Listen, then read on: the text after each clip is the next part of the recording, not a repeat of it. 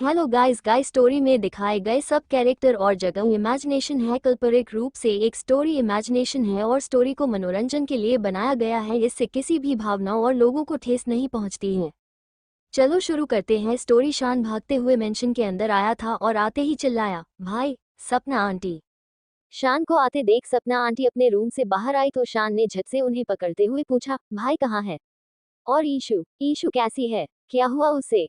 शान की बात सुन सपना जी मुस्कुराई और उन्होंने कहा, ईशु ठीक है, उसे बस उल्टियां हो रही थी। ऐसे में ये सब होना आम बात है। ईशु अपने रूम में है। इतना कहकर वो वापस चली गई। वहीं शान वो कंफ्यूज सा होता हुआ ऊपर शुभित के रूम में चला आया। असल में आदित्य और शुभी आज एक चैरिटी इवेंट के लिए सुबह सुबह ही मुंबई से बाहर के लिए निकल गए थे। ऐसे में शुभित ने उसे कॉल कर बताया कि ईशु की अचानक ही तबीयत खराब हो गई तो वो घबरा गया, इसलिए वो सब छोड़ हड़बड़ाता हाँ भागा चला आया। पर सपना जी ने उसे बताया कि ईशु बिल्कुल ठीक है, मगर फिर भी वो जल्दी से ऊपर शुभित के रूम में पहुंचा और बेध्यानी में बगैर नॉक किए डोर ओपन कर अंदर घुसा चला गया तो देखा पूरा रूम अस्त व्यस्त हालत में था। शान ने इधर उधर नजरें घुमाई तो देखा शुभित एक कोने में चिपका हुआ खड़ा था और ईशु उसके हाथ में इस समय पिलो था। सिचुएशन शान को कुछ समझ तो आ गई थी कि मियाँ बीवी में झगड़ा चल रहा है और वो बीच में घुस आया। पर अब क्या ही कर सकते थे, इसलिए शान ने शुभित से पूछा, भाई क्या हुआ? उसको देख ईशु पिलो वही फर्श पर फेंक शान के बगल से रूम से बाहर निकल गई। ये देख शुभित ने अपने सीने पर हाथ रख अपनी रुकी हुई सांस छोड़ते हुए कहा, मेरे भाई तू बिल्कुल सही टाइम पर आया है। शान ने शुभित को देखते हुए कहा, वो तो मुझे पता है, पर ये सब क्या? शुभित ने बेड पर बैठते हुए कहा, मैं उठा तो ईशु को वॉमिटिंग हो रही थी। मुझे लगा कि पता नहीं क्या हो गया। घबरा गया था मैं, इसलिए बस डॉक्टर को कॉल करने के लिए अपना फोन ढूंढ रहा था पर मिल ही नहीं रहा था। पता नहीं मैंने कहाँ रख दिया था और उसी सब में ये रूम और रूम देख ईशु को पता नहीं क्या हो गया, गुस्सा करने लगी। फोन मिला तो मैंने डॉक्टर शिवानी को बुला लिया तो फिर तो और गुस्सा करने लगी। फोन मिला तो मैंने डॉक्टर शिवानी को बुला लिया तो फिर तो और गुस्सा करने लगी। पागल हो गई है शायद। शुभित की हालत देख और उसकी बात सुन शान अपना पेट पकड़ कर हंस दिया और हंसते हुए शुभित के पास ही बेड पर गिर गया। 2ABHDAHSI look at your face bro. तो शुभित शान को हंसते देख और अपना मजाक उड़ाते देख चिढ़ गया और खुद शान पर हमला बोल उसे ही पिटने लग गया। दोनों ही एक दूसरे के साथ बेड पर छोटे बच्चों की तरह पिलो फाइट करने लगे कि तभी ईशु सवेंस के साथ वहां आ गई। दोनों भाइयों को देख वो हैरान हो गई। वहीं सर्वेज खुद शुभित का ये रूप देख हैरान हो गए, क्योंकि शुभित शुरू से ही इंट्रोवर्ट रहा है। हंसना तो दूर, वो तो ज्यादा बात करना भी पसंद नहीं करता था। इधर शुभित लगातार शान पर पंच बरसाए जा रहा था कि शान की नजरें ईशु पर पड़ी तो शान ने शुभित को रोकते हुए कहा, भाई भाई ईशु। शुभित ने रुकते हुए पूछा, व्हाट? तो शान ने उसका मुंह पकड़ ईशु की तरफ घुमा दिया। ईशु को देख और बेड की हालत देख शुभित झट से खड़ा हो गया और उसने ईशु और शान को देखते हुए कहा, ईशु ये मैंने नहीं, ये सब इसका किया हुआ है। ईशु ने सर्वेज को जाने का इशारा किया तो सर्वेज चले गए। वहीं ईशु वो खामोशी से शुभित के पास आई और उसने उसकी आंखों में देखते हुए कहा, शान ये वाले चीकू से तो हम पहली बार मिल रहे हैं। शान उठकर बैठ गया और उसने कहा, और नहीं तो क्या, लगता है तुम्हारी संगत में इंसान बनते जा रहे हैं। इस पर शुभित ने अपने फॉर्म में आते हुए शान से कहा, क्या बोला? शान बेड से उठा और उसने डोर की तरफ भागते हुए कहा, यही कि ईशु ये सारा रूम तुम इन्हीं से ठीक करवाना। ये कहते हुए वो भाग निकला। वहीं शुभित हल्के गुस्से में उसकी तरफ भागने लगा कि ईशु ने हंसते हुए शुभित को पकड़ लिया और हंसते हुए उसके गले लग गई तो शुभित भी शांत हो हल्का सा मुस्कुरा दिया और उसने ईशु का सिर चूमते हुए पूछा, अब ठीक हो तुम? गुस्सा तो नहीं हो? इस पर ईशु ने सिर हिलाते हुए कहा, नहीं एंड सॉरी, रूम की हालत देख मैं कुछ ज्यादा ही रिएक्ट कर गई, पता नहीं क्यों, शायद मूड स्वाविन। मॉम ने कहा था कि किसी किसी को अर्ली प्रेगनेंसी में मूड चेंजेस होते हैं और एक बात ऐसी कंडीशन में नौसिया यूमाइटिंग मॉम इंसाइसिनास होती है। मैं ठीक हूँ, परेशान होने की बात नहीं है। शुभित ने ये सब सुनते ही कहा, ओह गॉड, आम 80 सौपी जान, मेरी वजह से ये सब झेलना पड़ रहा है। ईशु शुभित की बात सुन मुस्कुरा दी और उसने शुभित के गले लगे हुए don't say sorry, just by my mood swings. Shubhit ने ईशु को अपनी बाहों में कसकर भरते हुए कहा, विल? ईशु ने शुभित के गले लगे हुए अचानक से पूछा, चीकू विवेक? शुभित ने ईशु के सिर को सहलाते हुए कहा, डरने की जरूरत नहीं, उस मदर उसकी असली जगह पहुंचा दिया है। मैं तो उसे जान से मार देता, पर तुम हो इतना डरती रहती हो। ऐसे लोगों को जिंदा रहने का कोई हक नहीं है। शुभित की बात सुन ईशु ने कहा, पागल हो गए हो? गुस्सा कंट्रोल करना सीखो, हर वक्त गुस्से से काम नहीं लिया जाता। ठंडे दिमाग से मुश्किल हल होती हैं। शुभित ने ईशू के होठों को चूमते हुए कहा, वो सब ठीक है, बट मैंने सोच लिया है कि मैं तुम्हें खुद सेल्फ डिफेंस की ट्रेनिंग दूंगा, बहुत जरूर को भी, पर पहले ये बाहर आ जाए फिर। इतना कहकर शुभित ने ईशू के पेट को सहलाया तो वो शर्मा कर मुस्कुरा दी। दोनों के बीच सब कुछ धीरे धीरे ठीक हो रहा था और अब तो बच्चे के आने की वजह से शुभित कुछ ज्यादा ही करीब होने लगा था ईशू के। दोनों ज्यादा बातें करने लगे थे। शुभित तो आजकल ज्यादा ही पजेसिव हो रहा था ईशू के लिए। वहीं दूसरी तरफ आरोही आज सुबह से ही सबके सामने नॉर्मल थी। दिन में उसने सबके लिए खाना भी बनाया था। कार आगे बढ़ी तो उसकी आंखों से आंसू बहने लगे। उसे समझ नहीं आ रहा था कि वो राजीव से क्या कहेगी। घर के माहौल को देखते हुए उसने सोनम और निखिल से बात करना ठीक नहीं समझा था, पर राजीव को कैसे समझाएगी क्योंकि वो तो जिद पर अड़ा था। इधर रात में मुंबई के मोस्ट एक्सपेंसिव नाइट क्लब में शान अपने कुछ कॉलेज फ्रेंड्स के साथ चिल आउट कर रहा था। उसके कुछ पुराने फ्रेंड्स और उसकी एक्स गर्लफ्रेंड वहां उसके साथ बैठी हुई थी। शान के फ्रेंड अनुराग ने बियर पीते हुए शान से पूछा, और फिर उस कथित गले का क्या हुआ? शान ने मुस्कुराते हुए कहा, उन्हू शी इज धक धक गल यार, जब फैमिली है तब से बस यहाँ धक धक बढ़ा दी है। शान ने कहते हुए अपने दिल पर हाथ रखा तो अनुराग हंस दिया। शान ने बियर का सिप लेते हुए कहा, मुझे समझ नहीं आ रहा यार, लड़कियां ऐसी भी होती हैं क्या? लुक एट माँ, मीन क्या कमी है मुझ में? लाखों लड़कियां मरती हैं with that girl. She is just don't know why doesn't she understand that I am interested in her. Shaan की बेचैनी देख अनुराग हंस दिया। वहीं पास बैठी बिपाशा जो कि शान की एक्स गर्लफ्रेंड थी, उसने चिढ़ते हुए पूछा, ओह रियली, जरा हम अभी तो जाने कौन है ये धक धक गर्ल। शान ने बियर की बोतल खाली कर मुस्कुराते हुए कहा, ऑफ कोर्स, पर पहले मैं उसे जान लूं। इतना कहकर शान उठकर भीड़ में शामिल हो गया और डांस करने लगा। वहीं पास बैठा अनुराग बिपाशा को देख हंस दिया और उसने बिपाशा से कहा, क्या यार, अब तो भी आगे बढ़ कोई नया पटा, क्योंकि भी इस पर नया भूत चढ़ा है, धक धक गर्ल का। इतना कहकर अनुराग भी बियर की बोतल लेकर शान के साथ हो लिया। वहीं बिपाशा वो बस अपना सा मुंह लेकर बैठी हुई थी। देर रात शान वापस आया तो आज उसने घर पर शुभी के ना होने पर ड्रिंक कुछ ज्यादा ही कर ली थी, वरना वो शुभी के लिए अच्छा बेटा बनने के चक्कर में कम ही ड्रिंक करता था। झूलता हुआ वो बड़ी मुश्किल से अपने रूम में आया था कि उसका फोन बजने लगा। उसने कॉल पिक करते हुए कहा, हेलो, तो उधर से एक लड़के ने कहा, हेलो सर, मैं अंकुश आपको फोन कर रहा हूं, पर आप कॉल पिक नहीं कर रहे थे। आपको कुछ बताना था, रेहा के बारे में। का नाम सुनते ही मानो शान का नशा एक झटके में उतर गया हो और उसने अपना फोन संभाल कर पकड़ते हुए कहा, हाँ बोलो, जल्दी बोलो। अंकुश ने शान से कहा, सर, जैसा कि आपने उसके बारे में पता लगाने को कहा था, बहुत ज्यादा तो पता नहीं लगा पाया हूँ क्योंकि वामिका के घर से मुझे कुछ भी पता नहीं लगा है। रेहा के पेरेंट्स का भी कुछ अता पता नहीं है, बट हाँ स्कूल से एक बात पता चली है कि कल बर्थडे था उसका और अब वो 17 की हो गई है। उसके बारे में पता लगा तो सबका यही कहना है कि वैसे तो बहुत घमंडी है, ज्यादा किसी बात नहीं करती, बट हाँ वो एक लड़के से बहुत बात करती है। स्कूल से ही पता चला दोनों काफी क्लोज हैं, आप समझ रहे हैं ना? शान ने उसकी बात सुन गुस्से में पूछा, लड़के का नाम क्या है? अंकुश ने कहा, ये तो नहीं पता चला।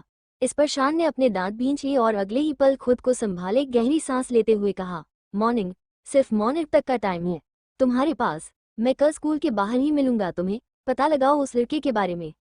अंकुश ने सिर हिला जल्दी से कहा, ओके सर। कॉल कट होते ही शान बेचैनी महसूस करने लगा। उसने अपनी टी शर्ट निकाल फेंकी और बस कुछ देर बाद फोन में वामिका का नंबर ढूंढ उसे कॉल लगा दिया, मगर अगले ही पल कुछ सोच कॉल डिस्कनेक्ट कर अपना ही फोन वॉल पर दे मारा क्योंकि उसे अंकुश की बात चुभ गई थी कि दोनों काफी क्लोज हैं। रात जैसे तैसे बीती शान की और सुबह होते ही शान स्कूल पहुंच गया। अंकुश भी वहां आ गया था और उसने शान को देखते ही विश किया, गुड मॉर्निंग सर। शान ने अपने गॉगल्स हटाते हुए पूछा, लड़के का नाम?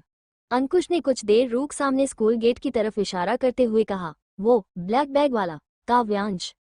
शान ने एक नज़र उस पतले दुबले से लड़के को स्कूल के अंदर जाते हुए देखा कि तभी उसके पीछे पीछे रेहा भी आ गई और वो भी स्कूल गेट के अंदर जाने लगी तो शान को ना जाने क्या हुआ और वो अपने सनग्लासेस पहन जल्दी से लंबे डग भरते हुए उसके पास जा पहुंचा और उसने पीछे से रेहा का हाथ पकड़ उसे अपने पास खींच लिया।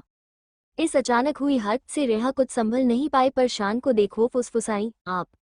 उन दोनों को स्कूल में जाते हुए बच्चे देखने लगे थे जो कि शान ने देख लिया था, इसलिए उसने अगले ही पल रेहा को अपने साथ ले जाकर अपनी कार में जबरदस्ती बैठा कार लॉक की तो पीछे गार्ड्स की कार से निकलकर शान का बॉडीगार्ड बाहर आया तो शान ने एक झटके में उसकी तरफ अपना सिर घुमा अपने होठों पर उंगली रखते हुए कहा, हाँ शशिश, अगर इस बारे में पॉप्स को कुछ बोला तो याद रखना, सारी फ्री की पार्टीज बंद तुम लोगों की, समझे? गार्ड ने जल्दी से हाँ में सिर हिला दिया तो शान मुस्कुरा दिया और उसने आंख मारते हुए कहा, ये हुई ना बात।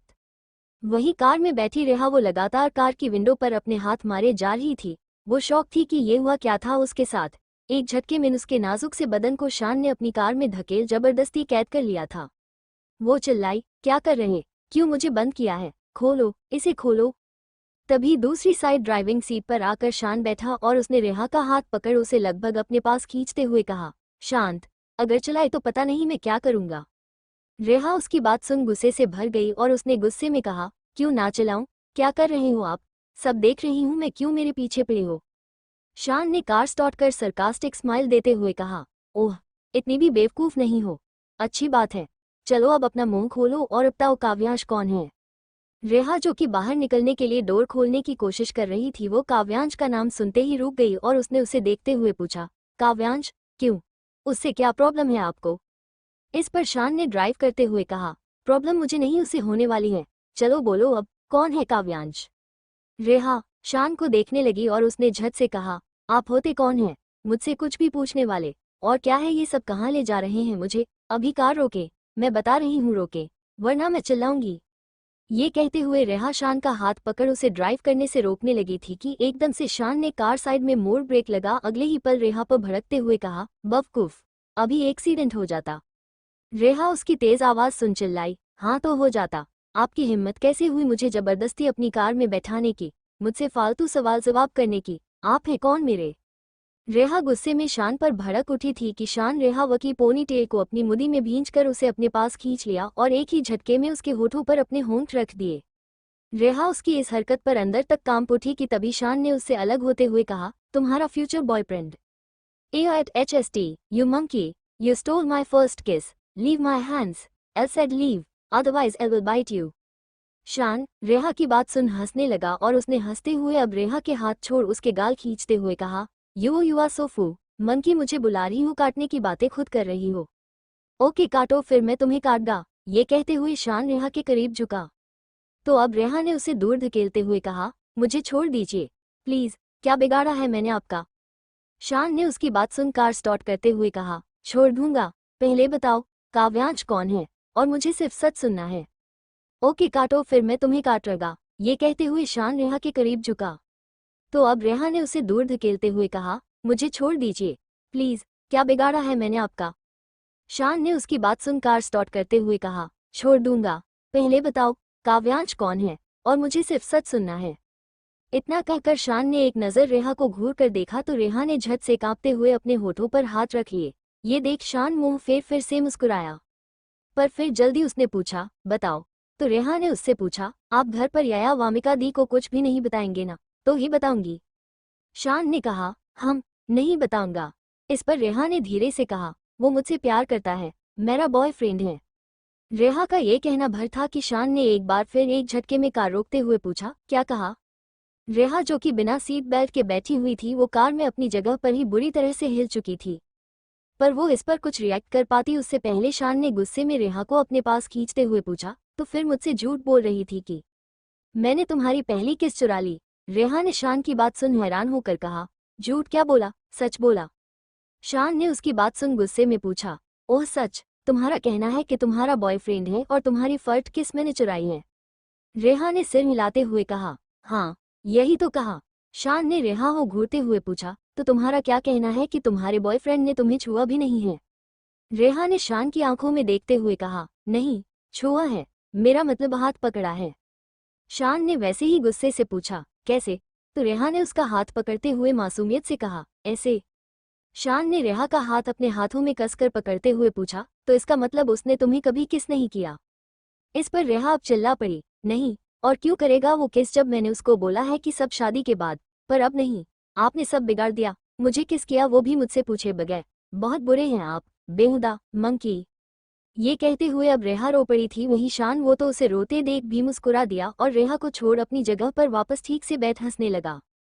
उसे हंसते देख रेहा ना रोते हुए कहा, अब क्या हुआ है, आप पागल हो गए हैं क्या, मुझे जाने दीजिए। रेहा का रोना बढ़ा तो शान अब चुप हो गया और उसने रेहा का हाथ पकड़ते हुए कहा, ओके ओके लिसन, रोना बंद करो, मैं तुम्हें खुद छोड़ कर आऊंगा, वो भी तुम्हारे घर तक।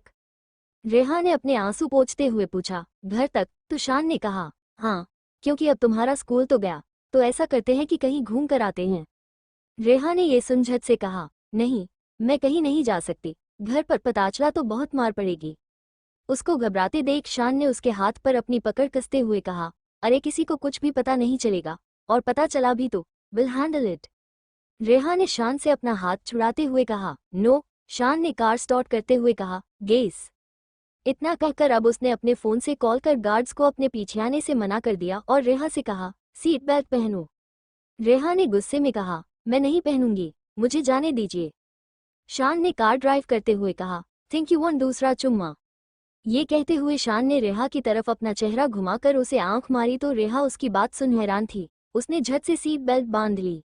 शान रेहा को अपने साथ बीच पर लेकर आया था, बट यहाँ पर लोग तो क्या, रेहा को दूर दूर तक कोई चिड़िया भी नहीं दिख रही थी। कार में बैठी रेहा ने डरते हुए कहा, ये कहाँ लेकर आए हैं आप? शान ने सीट बेल्ट निकालते हुए कहा, तुम ये छोड़ो और इधर ध्यान दो। शान ने रेहा के चेहरे को अपने हाथ में लेकर अपनी तरफ घुमाते हुए कहा, ब्रेकअप कर लो उस लड़के से। रेहा ने उसकी बात सुन गुस्से में पूछा, क्या कहा, और मैं ऐसा क्यों करूं? इस पर शान ने कहा, क्योंकि मैं कह रहा हूं, अपनी पढ़ाई पर ध्यान दो, इतनी सी तो हो, अभी से बॉयफ्रेंड बनना है तुम्हें। रेहा ने चिढ़ते हुए कहा, मेरी मर्जी, मैं बॉयफ्रेंड बनाऊं या ना बनाऊं, आप कौन होते हैं मुझे कहने वाले? रेहा की बात सुन शान ने गुस्से में कहा, जो कह रहा हूं वो करो, और कौन हूं तो बता दूं तुम्हें कि मैं हूं तुम्हारा बॉयफ्रेंड। रेहा ने इस पर गुस्से में कहा, ओ अच्छा, अभी खुद कह रहे थे कि पढ़ाई पर ध्यान दो, अभी से बॉयफ्रेंड बनना है तुम्हें। रेहा की बात सुन शान चुप हो गया। कुछ सोचकर उसने कहा, हाँ, क्योंकि मैं हूं तो फिर तुम्हें किसी और को बॉयफ्रेंड बनाने की जरूरत नहीं है। रेहा ने शान की बात सुन अब उससे मुंह फेर लिया, क्योंकि वो थक चुकी थी शान से बहस करते करते। इधर शान ने उससे पूछा, तुम्हें बीच पसंद है? नहीं। रेहा ने चिढ़ते हुए जवाब दिया। ये सुन शान हंस दिया और उसने अब कार स्टार्ट करते हुए घुमाई और एक बार फिर ना जाने उसे कहाँ लेकर चल दिया। काफी देर तक वो दोनों खामोशी से यूं ही मुंबई की सड़कों पर घूमते रहे। शान ने रेहा का हाथ अपने हाथ में पकड़ कर रखा था और वो एक हाथ से कार ड्राइव कर रहा था। रेहा ने अपना हाथ छुड़ाना भी चाहा तो उसने नहीं छोड़ा।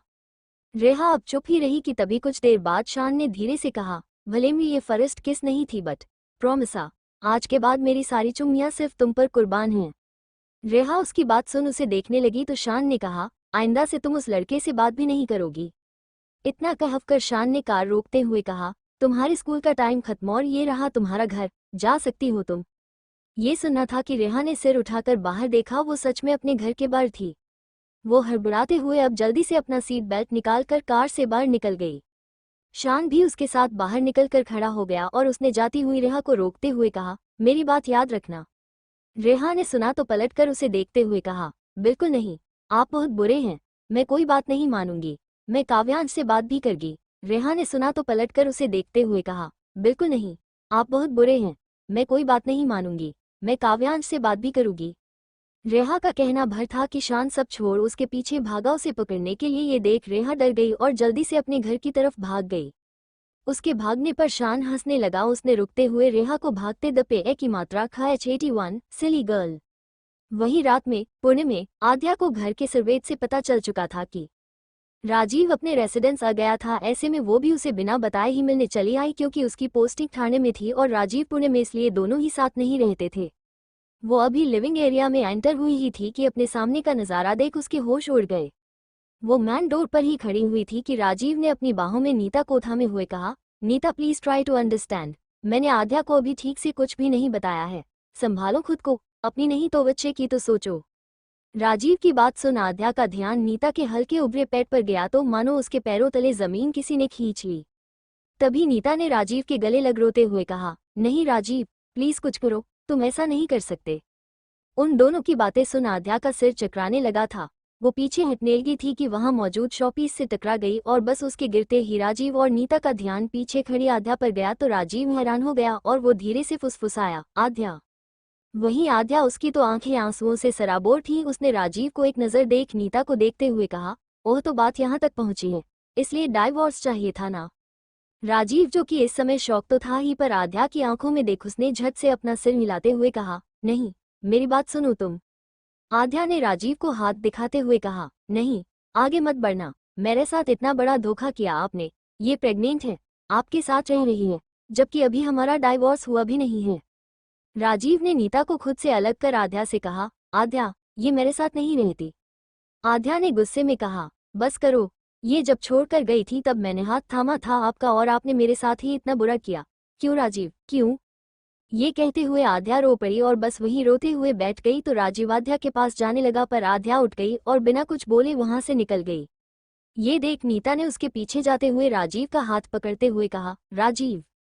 इस पर राजीव चिल्ला पड़ा, चुप करो, अब क्या बोल रही हो? जब वो रो रही थी तब तुम्हारा मुंह नहीं खुला। बर्बाद हो गया हूं मैं तुम्हारी वजह से। इतना कहकर राजीव नीता को छोड़ जल्दी से बाहर आया तो देखा आध्या वहां से जा चुकी थी। राजीव ने ये देख अपना सिर पकड़ लिया। इधर मुंबई में आरोही अपने या कहें रुद्र के रूम में थी। 2 दिन हो चुके थे रुद्र को गए। उसर की कोई खबर नहीं थी। घर पर सभी परेशान थे कि वो कहाँ है, कहाँ गया है। निखिल ने चुपचाप उसका पता लगाने की कोशिश की थी, यहाँ तक सक्षम की पिटाई तक कर डाली, पर उससे पता चला कि रुद्र उसे भी कुछ बताकर नहीं गया है। इतना आरोही सब भूल बस रुद्र की फिक्र में उसे लगातार कॉल कर रही थी, पर उसका फोन 2 दिन से बंद ही आ रहा था। आरोही ने 2 दिन से ठीक से खाना तक नहीं खाया था क्योंकि निवाला उसके गले से नीचे उतरने को तैयार नहीं था और यही हालत सोनम की। 8 महीने बाद आरोही सुबह जल्दी से उठ नहाकर रेडी हो चुकी थी और उसने नीचे किचन में आते ही सबसे पहले प्रताप जी और सुरेंद्र जी के लिए चाय बनाई और उन्हें देने लाउंज एरिया में गई तो सुरेंद्र जी ने उसे देखते हुए कहा, अरे बेटा, तुम क्यों परेशान होती हो सुबह सुबह, जाकर अपने ऑफिस लिए रेडी हो जाओ। आरोही ने मुस्कुराते हुए कहा, दादू, क्या मैं चाय अच्छी नहीं बनाती? इस पर प्रताप जी ने कहा, अरे नहीं बेटा, तुमसे अच्छी चाय तो कोई बना ही नहीं सकता था। आरोही मुस्कुरा दी और अब जल्दी से किचन में वापस जा अपने लिए पैक कर ऊपर रूम में चली आई। लगभग 1 घंटे में आरोही अपने ऑफिस पहुंची गई थी कि उसके आते ही उसकी फ्रेंड जिया ने कहा, हे आलू, यार कहाँ रह गई थी? पता है यार, रुद्र का न्यू सॉन्ग आया है यार, क्या गाता है यार, मैं तो उसे सुन सुन कर पागल हो जाऊंगी। इस पर आरोही ने कहा, और अभी तुम मुझे पागल कर रही हो? इतना कहकर आरोही अपनी जगह पर जाकर बैठ गई। अभी बैठी ही थी कि एक आंसू का कतरा उसकी एक आंख से छलक कर उसके गाल पर आ गिरा। उसने जल्दी से अपना गाल साफ किया और अगले ही पल अपना सिस्टम ऑन कर खुद को अपने काम में बिजी कर लिया कि तभी उसके फोन पर निखिल का कॉल आने लगा। आध्या ने कॉल पिक करते ही कहा, मैं पहुंच गई हूं पापा। निखिल ने ये सुनकर कहा, ओके बेटा। आरोही कॉल कट होने पर हल्का सा मुस्कुराई और उसने एक बार मुड़कर कुछ दूर बैठी जिया को देखा। आज फिर वो रुद्र के बारे में चिल्ला चिल्ला कर उसे सब बता रही थी, बट इसमें उसकी क्या गलती थी? वो कहाँ जानती थी कि जिस रुद्र की एक झलक पाने को वो इतनी बेताब है, उस रुद्र को आरोही कितने करीबी से जानती थी। आरोही ने अपने फोन 4 महीने पहले रुद्र को किया, अपना आखिरी मैसेज एक बार फिर चेक किया तो उसकी आंखें फिर से भीग चुकी थी। इन 8 महीनों में कितना कुछ बदल गया था। घर कितना बदल गया था। सभी खामोश हो गए थे। सोनम भी कितनी चुप चुप हो गई थी। आरोही ने अपनी डेस्क की ड्रॉअर खोल उसमें रखे एक न्यूज़पेपर को निकाला जिस पर पूरे पेज में सिर्फ रुद्र की फोटो थी। आरोही अभी रुद्र की उस फोटो को देख ही रही थी कि तभी जिया वहां धमकी और उसने आरोही को पकड़ते हुए कहा, पकड़ी गई, मेरा अंदाजा सही था, तुम भी चोरी छिपे मेरे रुद्र पर मरती हूं ना। आरोही न्यूज़पेपर में रुद्र की फोटो को देख ही रही थी कि तभी जिया वहां धमकी और उसने आरोही को पकड़ते हुए कहा, पकड़ी गई, मेरा अंदाजा सही था, तुम भी चोरी छिपे मेरे रुद्र पर मरती हूं ना। इस पर आरोही ने झट से खड़े हो पेपर जिया को पकड़ाते हुए कहा, जी नहीं, ये तुम्हारे काम है, तुमने ही यहाँ रखा होगा। ये कहते हुए आरोही अब वहाँ रुकी नहीं और जल्दी से अपनी फाइल लेकर चली गई। आरोही अपने कॉलेज के लास्ट ईयर में थी और आजकल इस छोटी सी प्राइवेट बैंक से अपनी इंटर्नशिप कर रही थी। वैसे तो आरोही को इंटर्नशिप के लिए आदित्य ने अपनी कंपनी से करने को कहा था, पर आरोही ने मना कर दिया क्योंकि वो अपने बलबूते पर कुछ करना चाहती थी। उसने अपना BA फाइनेंस में किया था। वो इंटर्नशिप एक छोटी सी प्राइवेट बैंक से इसलिए कर रही थी क्योंकि उसे यहाँ पर कोई नहीं जानता था। इसका मतलब कोई नहीं जानता था कि वो मुंबई के मशहूर बिजनेसमैन आदित्य मित्तल की बेटी है, तो उसे कोई स्पेशल ट्रीटमेंट नहीं मिलने वाला था और यही वो चाहती थी। दिन में लंच टाइम में आरोही रेस्टरूम से वापस अपने डेस्क पर आई ही थी कि तभी उसका कॉलीग पूरब साथ ही जिया भी आरोही के पास आए। पूरब ने आरोही से कहा, हाँ आरोही, नीचे कॉफी पीने चले। इस पर आरोही ने मना करते हुए कहा, सॉरी पूरब, आज नहीं, मुझे कुछ काम है। जिया ने ये सुन झट से कहा, क्या काम है यार, अभी लंच टाइम है, चलना। इस पर आरोही ने धीरे से कहा, पर्सनल है। ये सुन पूरब ने कहा, ओह ओके, कोई बात नहीं। इतना कहकर वो अब वहां से चला गया तो जिया ने गुस्से में आरोही से कहा, यार कितनी बेकार है। बेचारा वो तुझे कितना भाव देता है और एक तू उसे फालतू में एटीट्यूड दिखाती है। मैंने कहा था ना कि वो तुझे लाइक करने लगा है। आरोही ने इस पर जिया पर गुस्सा करते हुए कहा, तभी नहीं जाती हूँ क्योंकि मैं उसे कोई होप नहीं देना चाहती। मैं उसे लाइक नहीं करती और ये मेरी चॉइस है। बाकी तुमसे इतना ही खाऊंगी, इन सब पर ध्यान देने की बजाय खुद पर ध्यान दो। ये कहते हुए आरोही मुड़कर सीधे बैठ गई। वहीं जिया वो मन ही मन बड़बड़ाई, पागल लड़की, हमेशा टोकती रहती है, ये मत करो वो मत करो, ज्यादा मत हंसो, ज्यादा मत बोलो, किसी लड़के पर लाइन मत मारो, उन्हूं बोरिंग, ओह गॉड, इसके चक्कर में कहीं मैं भी सिंगल ना मर जाऊं। और ना जाने क्या क्या सोचते हुए जिया वहां से चली गई। आजकल आरोही चिड़चिड़ी कुछ ज्यादा ही हो गई थी। बात पहले भी कम करती थी बट अब तो जैसे खामोश ही रहती थी। उसे हंसना बुरा लगने लगा था। शक्ल से खूबसूरत आरोही के यहाँ पर लड़के दीवाने हो चुके थे, पर पूर्वो कुछ ज्यादा ही सीरियस हो रहा था आरोही के लिए। एक तो आरोही की उम्र भी कम थी, अभी 1 महीने पहले ही 21 की हुई है, पर अभी भी चेहरे पर भोलापन बरकरार था। चेहरे पर मैच्योरिटी भी नहीं थी, ऊपर से वो अपने लुक में भी मैच्योर नहीं दिखती थी और ना ही उसकी हेयर स्टाइल से मांग में लगा उसका सिंदूर किसी को नजर आता था। ऐसे में पूरब क्या किसी को नहीं पता था कि वो मैरिड है, और पता चलता भी कैसे जिया से और 1-2 फीमेल स्टाफ के सिवाय वो किसी से ज्यादा बात नहीं करती थी, बस सिर्फ काम की बातें होती थी। आरोही अपना लंच खत्म कर हैंड वॉश कर वापस अपनी डेस्क पर आईडी की, तभी उसका फोन बजने लगा। शुभी का कॉल आते देख आरोही ने झट से कॉल पिक करते हुए कहा, AIHHT। तो उधर से शुभी ने कहा, हेलो एंजल, ईशू को लेबर पेन शुरू हो गया है। मैं और तुम्हारे डैड ईशू को हॉस्पिटल लेकर आ चुके हैं। तुम जल्दी आ जाओ, और हाँ, घर में भी बता देना। ये सुनना था कि आरोही अपनी जगह पर से खड़ी हो गई और उसने इससे कहा, हाँ मैं अभी आई। इतना कहकर आरोही ने कॉल कट किया और जल्दी से सीधे मैनेजर के केबिन की तरफ भागी। आरोही ने इस पर जिया पर गुस्सा करते हुए कहा, तभी नहीं जाती हूँ क्योंकि मैं उसे कोई होप नहीं देना चाहती। मैं उसे लाइक नहीं करती और ये मेरी चॉइस है। बाकी तुमसे इतना ही खाऊंगी, इन सब पर ध्यान देने की बजाय खुद पर ध्यान दो। ये कहते हुए आरोही मुड़कर सीधे बैठ गई। वहीं जिया वो मन ही मन बड़बड़ाई, पागल लड़की, हमेशा टोकती रहती है, ये मत करो वो मत करो, ज्यादा मत हंसो, ज्यादा मत बोलो, किसी लड़के पर लाइन मत मारो, उन्हूं बोरिंग, ओह गॉड, इसके चक्कर में कहीं मैं भी सिंगल ना मर जाऊं। और ना जाने क्या क्या सोचते हुए जिया वहां से चली गई। आजकल आरोही चिड़चिड़ी कुछ ज्यादा ही हो गई थी। बात पहले भी ज्यादा ही हो गई थी। बात पहले भी कम करती थी बट अब तो जैसे खामोश ही रहती थी। उसे हंसना बुरा लगने लगा था। शक्ल से खूबसूरत आरोही के यहाँ पर लड़के दीवाने हो चुके थे, पर पूर्वो कुछ ज्यादा ही सीरियस हो रहा था आरोही के लिए। एक तो आरोही की उम्र भी कम थी, अभी 1 महीने पहले ही 21 की हुई है, पर अभी भी चेहरे पर भोलापन बरकरार था। चेहरे पर मैच्योरिटी भी नहीं थी, ऊपर से वो अपने लुक में भी मैच्योर नहीं दिखती थी और ना ही उसकी हेयर स्टाइल से मांग में लगा उसका सिंदूर किसी को नजर आता था। ऐसे में पूरब क्या किसी को नहीं पता था कि वो मैरिड है, और पता चलता भी कैसे जिया से और 1-2 फीमेल स्टाफ के सिवाय वो किसी से ज्यादा बात नहीं करती थी, बस सिर्फ काम की बातें होती थी। आरोही अपना लंच खत्म कर हैंड वॉश कर वापस अपनी डेस्क पर आईडी की, तभी उसका फोन बजने लगा। शुभी का कॉल आते देख आरोही ने झट से कॉल पिक करते हुए कहा, हाँ मम्मा। तो उधर से शुभी ने कहा, हेलो एंजल, ईशू को लेबर पेन शुरू हो गया है। मैं और तुम्हारे डैड ईशू को हॉस्पिटल लेकर आ चुके हैं। तुम जल्दी आ जाओ, और हाँ, घर में भी बता देना। ये सुनना था कि आरोही अपनी जगह पर से खड़ी हो गई और उसने झट से कहा, हाँ मैं अभी आई। इतना कहकर आरोही ने कॉल कट किया और जल्दी से सीधे मैनेजर के केबिन की तरफ भागी।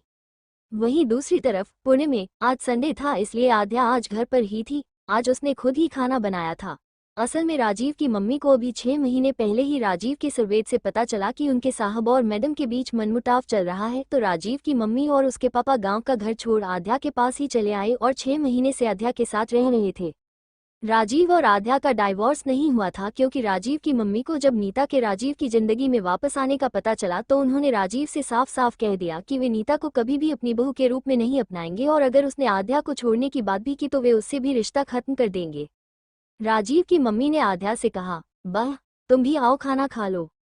राजीव की मम्मी ने आद्या से कहा, बहू तुम भी आओ खाना खा लो। आद्या ने किचन में से ही बाहर झांकते हुए कहा, नहीं मम्मी आप खाए, मैं बाद में खाऊंगी। ये कहते हुए वो फिर से जल्दी से किचन में पलट गई, क्योंकि आज खाने की टेबल पर राजीव भी साथ था। राजीव के मम्मी पापा के आद्या के पास आ जाने से दोनों का डाइवोर्स तो नहीं हुआ था, पर दोनों के बीच बोलचाल अब तक बंद था। आज राजीव लगभग 1 महीने बाद यहाँ आया था, और वो भी अपनी मम्मी के बार बार कहने पर। रोटियां खत्म होते देख राजीव ने अपनी जगह से उठते हुए कहा, मम्मी। राजीव ने अपनी जगह से उठते हुए कहा, मम्मी, मैं रोटी लेकर आता। इस पर राजीव के पापा ने कहा, अरे तुम कहाँ जा रहा हो? ये दिलीप है तो वैसे भी आज बहू खाना बना रही है तो फ्री ही है। राजीव के पापा ने अभी इतना ही कहा कि राजीव की मम्मी ने उनका हाथ दबाते हुए राजीव से कहा, हाँ तो आज कर लेने दो दिलीप को और राजीव, जा तुम जाओ, जा कर ले आओ रोटियां। राजीव सिर हिलाते हुए उठकर चला गया तो उसकी मम्मी ने उसके पापा को झड़पते हुए कहा, पागल हो गए हो क्या? जाने दो उसे। नहीं नहीं, मैं। बेचारे इतना ही बोल पाए थे कि राजीव की मम्मी ने उन्हें डॉट चुप करा दिया। इधर राजीव किचन में आया तो आध्या रोटियां ही बना रही थी कि तभी राजीव ने उसे पीछे से आकर अपनी बाहों में भर लिया। आध्या इस सब से जैसे हैरान हो गई, पर वो इस खुशबू को अच्छे से जानती थी, इसलिए उसने अगले ही पल थोड़े गुस्से में कहा, क्या हरकत है ये, छोड़ो मुझे। इस पर राजीव ने बेशर्मी से कहा, क्यों बीवी हो तुम मेरी, तुम्हें व्यूं छोड़। सोनम ने गुस्से में कहा, अच्छा, उसी बीवी को छोड़ने के लिए कितने उतावले हो रहे थे, अब क्या हुआ? तो राजीव ने मुस्कुराते हुए कहा, हाँ तो अब तो मम्मी ने कह दिया है कि नहीं छोड़ सकता, तो फिर तो तुम्हें ही पकड़ना होगा, क्योंकि मेरे पास कोई ऑप्शन नहीं है। राजीव की बात सुन आध्या ने गुस्से में राजीव को दूर धकेलते हुए कहा, है, अपने मम्मी पापा को समझाए कि आप मुझे नहीं चाहते। उन्हें समझाए कि जरूरी नहीं है कि समझौते की शादी में अगर पहले से दो लोगों में प्यार ना हो पर शादी के बाद अपने आप ही हो जाए। और ये बताइए, क्यों आए अपनी उस नीता चुड़ैल और अपनी बेटी छोड़ मेरे पास? आध्या ने मुड़ते हुए पूछा। इस पर राजीव ने आध्या को अपने पास खींचते हुए कहा, मेरी कोई बेटी नहीं है, भरोसा करो, आज तक कुंवारा हूँ, मानती क्यों नहीं हो? ये सुन सोनम बेलन फेंकते हुए चिल्लाई, तो फिर नीता प्रेग्नेंट कैसे हो गई, उसकी बेटी कैसे आ गई? राजीव ने गुस्से में सोनम का मुंह अपने एक हाथ से बंद करते हुए कहा, चुप करो, क्यों चिल्ला रही हो? तुम्हारा क्या है, वो बाहर बैठे डोकरी मुझ पर बरस पड़ेगी कि ना जाने मैं उनकी भोली बहू को कौन से दुख से रहा हूँ। उन्हें क्या पता कि तुम भोली नहीं, बहुत ही बेवकूफ हो, कुछ सुनना समझना ही नहीं चाहती। कितने दिन हो गए एक ही बात कहते कहते, पर तुम्हारी अक्ल पर तो ये मोटे मोटे पत्थर पड़े हैं। राजीव और आध्या ने मिलकर पुणे में एक फ्लैट लिया था। आध्या की पोस्टिंग थाने में होने की वजह से राजीव के मम्मी पापा राजीव से मिल नहीं पाते थे। ऐसे में वीकेंड ऑफ पर कभी कभी आध्या उन्हें लेकर यहाँ पुणे आ जाया करती थी, क्योंकि वो राजीव से नाराज थी। ऐसे में वो उसके बंगलों पर नहीं जाया करती थी। पर इधर एक महीने से तो राजीव कुछ इस तरह बिजी था कि उनके यहाँ पुणे में आने पर भी वो अपनी फैमिली से मिलने भी नहीं आ पा रहा था, जो कि आध्या को बिल्कुल भी पसंद नहीं आया था। वो आज भी नहीं आने वाला था। वो तो उसकी मम्मी ने उसे नाराज होने की धमकी दी तो उसे आना ही पड़ा। सबका खाना जाने के बाद राजीव के मम्मी पापा हॉल में ही बैठे हुए थे, जबकि राजीव मौका मिलते ही आध्या के पीछे पीछे रूम तक गया और उसने आध्या को पकड़ते हुए कहा, अच्छा सुनो। तो आध्या ने गुस्से में कहा, क्या है, और मुझे बार बार छूने की कोशिश मत किया करो। इस पर राजीव ने बनावटी ढंग से कहा, ओह छूने की कोशिश मत किया करो, तो किसको छूने की कोशिश करूं, मेरी लाल मिर्च? आध्या ने राजीव को दूर धकेलते हुए कहा, अपनी उस मीठी मिश्री नीता को। राजीव आध्या की बात सुन हंस दिया और उसने आध्या को कमर से पकड़कर अपने पास खींचते हुए शरारत से कहा, बट मुझे तो मीठे से ज्यादा तीखा पसंद है। ये कहते हुए राजीव ने आध्या को कुछ सोचने समझने का मौका दिए बगैर उसके हल्के उभरे लबों पर अपने लब सजा दिए। आध्या राजीव की इस हरकत पर जैसे बेजान हो गई। राजीव के होंठ धीरे धीरे उसके होठों पर कुछ हरकत कर रहे थे, मगर आध्या वो तो उसके साथ पहली बार हुए इस तरह के स्पर्श पर अपनी जगह पर जड़ हो गई। धीरे धीरे उसकी आंखें बंद हो गई थीं कि तभी राजीव उससे दूर हट गया और वो होश में लौट आई। अपने आसपास देखते हुए उसने अब खुद को देख रहे राजीव से गुस्से में पूछा, ये क्या था? राजीव ने बेशर्मी से मुस्कुराते हुए कहा, मैं तो इसे किस बोलता हूँ, तुम्हारा पता नहीं। राजीव की बात सुन आध्या गुस्से से लाल हो गई और उसने गुस्से में उंगली दिखाते हुए राजीव से कुछ कहना चाहा था कि तभी राजीव की मम्मी ने उनके रूम के बाहर से ही आवाज देते हुए कहा, राजीव। ओ राजीव। उनकी आवाज सुन आध्या ने कहा, अब देखो मैं आपकी कंप्लेन करती हूँ कि आपने मेरे साथ क्या किया। इतना कहकर आध्या रूम से बाहर निकल गई। राजीव भी मुस्कुराता हुआ उसके पीछे पीछे गया। आध्या ने राजीव की मम्मी को देख उन्हें पकड़ते हुए कहा, मम्मी देखिए ना, ये फिर मुझे परेशान कर रहे हैं। इतना सुनना था कि मम्मी ने राजीव के कान को पकड़ते हुए पूछा, क्यों क्यों करते हो इसे परेशान? इस पर राजीव ने अपना कान छुड़ाते हुए कहा, आ मम्मी मम्मी यार कान दुख रहा है, छोड़ो, और पहले इससे ये तो पूछो मैंने किया क्या है? कुछ किया होगा, तभी तो वो कह रही है। तुम बताओ बेटा, क्या किया इसने? ये कहते हुए राजीव की मम्मी ने राजीव को छोड़ अब आध्या की तरफ रुख किया तो आध्या जैसे हड़बड़ा गई। क्या बोले वो कि क्या किया राजीव ने? वहीं राजीव वो तो आद्या को फंसाकर मुस्कुरा रहा था। उसे देख आद्या ने झट से कहा, मम्मी ये डाइवोर्स मांग रहे हैं। ये सुन राजीव की मम्मी चिल्लाई, क्या? ऐसा कहा इस मंद बुद्धि ने? मम्मी राजीव को आद्या के सामने ही पिटने लगी तो राजीव चिल्लाया। इस पर राजीव ने सीरियस होते हुए कहा, हाँ तो आप उसको कुछ क्यों नहीं कहती? सब पर विश्वास कर लेती हैं। बस मुझे छोड़कर। पति हूं उसका, पर माने तब ना। मेरी बात सुने तो कोई लड़ाई नहीं है हम दोनों के बीच। और मम्मी लड़ाई की वजह से काम नहीं रुकता, बल्कि कभी कभी इस कम और नौकरी की वजह से ही लड़ाइयाँ होती हैं। पर यह भी जरूरी है, वरना इंसान खाएगा क्या? और दूसरी अहम बात कि काम हम दोनों का कैसा है क्या है वो हम दोनों ही जानते हैं, इसलिए हमारे काम की चिंता मत करिए। तो मम्मी ने मुंह बनाते हुए कहा, मुझे तुम्हारे काम की चिंता है भी नहीं। मम्मी ने राजीव को देखते हुए कहा, मैं तो पूछ रही हूँ कि कब मुझे दादी बना रहे हो वो बताओ। हमारी भी उम्र हो रही है। और तुम्हारे पापा, वो तो गांव में तुम्हारे दोस्तों के बच्चों को देख देख कर ही मन भर लेते हैं। पर मुझे तो अपने पोता पोती चाहिए, इसलिए कह रही हूँ भूल जाओ उस नीता को और मेरी बहू पर ध्यान दो। वो लड़की तो वैसे भी दुश्मन है मेरी। हमारी कितनी बदनामी करवाई थी उसने, सभी रिश्तेदारों में अब भी कोई कसर रह गई है क्या? इस पर राजीव ने कहा, मम्मी क्यों अब तक उसके पीछे पड़ी हैं? भूल जाए वो बातें और। चुप कर गधा। सही कहती है आद्या कि तेरी बुद्धि खराब हो गई है। उस लड़की के चक्कर में जब देखो उसी की तरफदारी करवा लो। यही हाल है ना तो कसम से राजीव मैं अब आद्या को तुमसे तलाक लेने से नहीं रोकूंगी। अपनी मम्मी को नाराज होते देख राजीव ने जल्दी से कहा, मम्मी आप अभी ना कहाँ की बात कहाँ ले जा रही हैं? दोनों नीता को लेकर बहस पर उतर आए थे। वहीं मुंबई में आरोही कल तो हॉस्पिटल से वापस लौट गई थी क्योंकि ईशू को फॉल्स लेबर पेन हुआ था। बट आज संडे था और उसकी छुट्टी भी थी तो वो सुबह ही हॉस्पिटल आ गई थी। उसके साथ नैना भी थी। हॉस्पिटल के उस पूरे फ्लो को आदित्य ने बुक कर दिया था। उस पूरी फ्लो पर टाइट सिक्योरिटी थी। चारों तरफ आदित्य के सिक्योरिटी गाइस फैले हुए थे। दिन में ईशू को फिर से लेबर पेन शुरू हुआ और इस बार उसे ऑपरेशन रूम में शिफ्ट कर दिया गया था। आरोही ने शुभी से पूछा, मम्मा भाई? तो आदित्य ने कहा, चीकू को इन्फॉर्म कर दिया है, पर वो सुबह तक ही आ पाएगा। असल में ईशू की डेट से 2 दिन पहले ही उसे लेबर पेन शुरू हो गया था और शुभित वो अपनी एक बहुत ही इम्पोर्टेंट बिजनेस मीटिंग के लिए अस गया हुआ था। उसकी मीटिंग आज ही थी जिसे खत्म कर वो बस इंडिया के लिए निकल गया था, पर उसे तो आने में 15 से 16 घंटे लगने ही वाले थे। इतना इंतजार की घड़ियां खत्म हुई और जैसे ही ऑपरेशन रूम का डोर ओपन हुआ तो शिवानी बाहर निकल कर आई और उन्होंने शुभी से मुस्कुराते हुए कहा, कॉन्ग्रेचुलेशंस दादी बन गई आप। ईशा को बिटा हुआ है। ये सुन वहां खड़े सभी के चेहरे खिल उठे। शुभी खुशी के मारे झट से नैना के गले लग गई, वहीं आरोही आदित्य के। आरोही ने आदित्य से कहा, मैं बुआ बन गई पापा। आदित्य ने हाँ में सिर हिलाते हुए जल्दी से आरोही के सिर को चूम लिया और अब शुभी के पास जाओ उसे अपनी बाहों में भरते हुए पूछा, अब तो खुश हो गई, तुम्हारा ग्रैंडसन आ गया? शुभी आदित्य की बात सुन हंस दी और उसने मुस्कुराते हुए कहा, हाँ बहुत ज्यादा।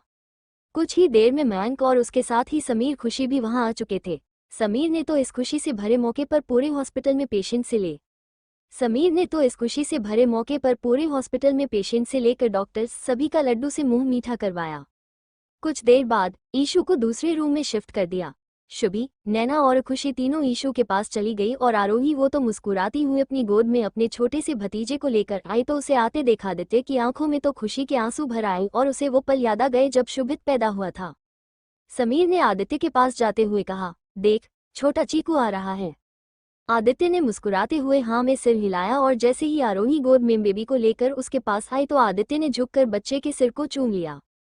आदित्य वैसे तो कैश बहुत कम ही रखता था, उसके पास कार्ड होता था, पर उसने बच्चे को गोद में लेने से पहले उसके पास जितना भी कैश था उससे बच्चे की नज़र उतार पास खड़ी नस को दे दिया और अब झट से उसे अपनी बाहों में लिया तो खुशी के मारे उसका दिल हिलोरे लेने लगा। ये फीलिंग ही अलग थी जिसे आदित्य मुंह से बोलकर भी किसी को समझा नहीं सकता था। इतना ईशू की नॉर्मल डिलीवरी हुई थी और अब तक वो संभल चुकी थी। उसने शुभी से धीरे से पूछा, शुभित?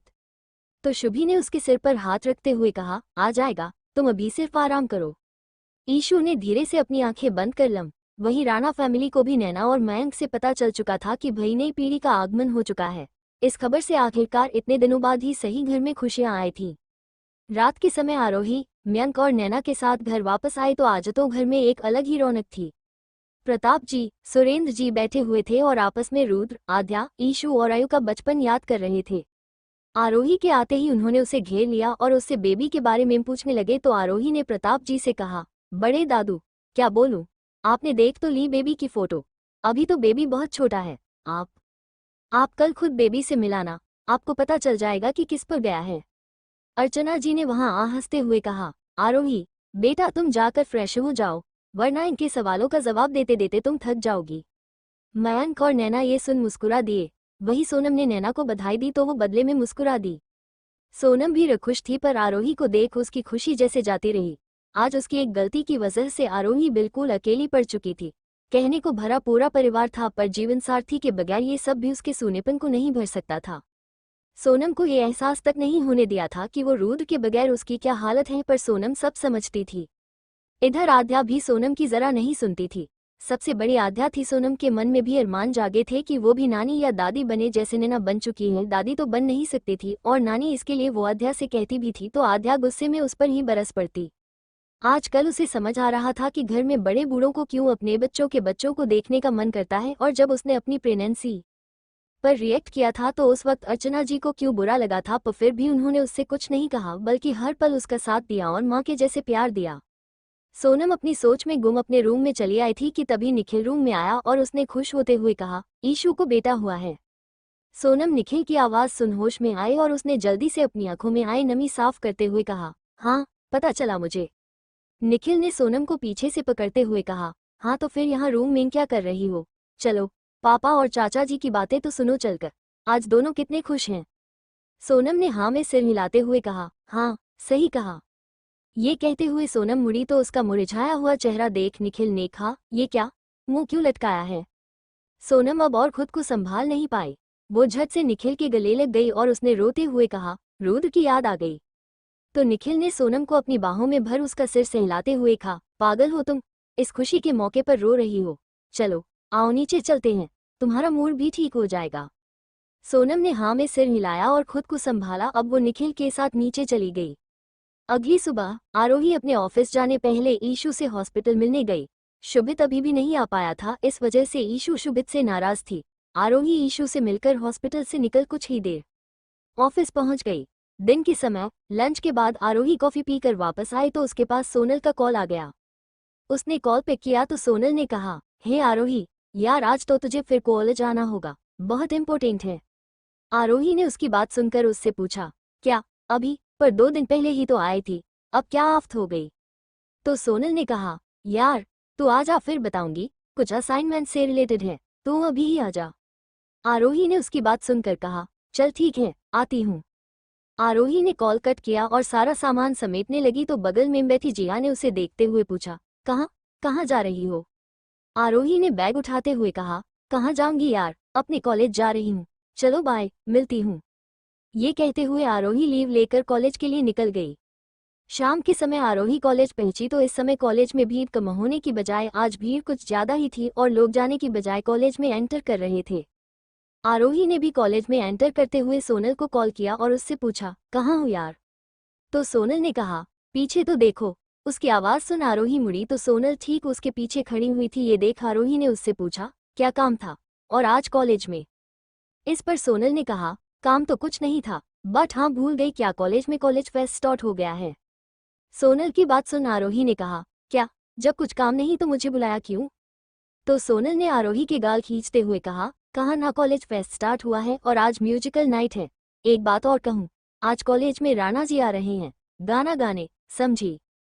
सोनल की बात सुन आरोही शॉक हो गई। उसे अब जाकर समझ आया कि सोनल ने उसे यहाँ क्यों बुलाया है। राजीव और आद्या ने मिलकर पुणे में एक फ्लैट लिया था। आद्या की पोस्टिंग थाने में होने की वजह से राजीव के मम्मी पापा राजीव से मिल नहीं पाते थे। ऐसे में वीकेंड ऑफ पर कभी कभी आद्या उन्हें लेकर यहाँ पुणे आ जाया करती थी, क्योंकि वो राजीव से नाराज थी। ऐसे में वो उसके बंगलों पर नहीं जाया करती थी।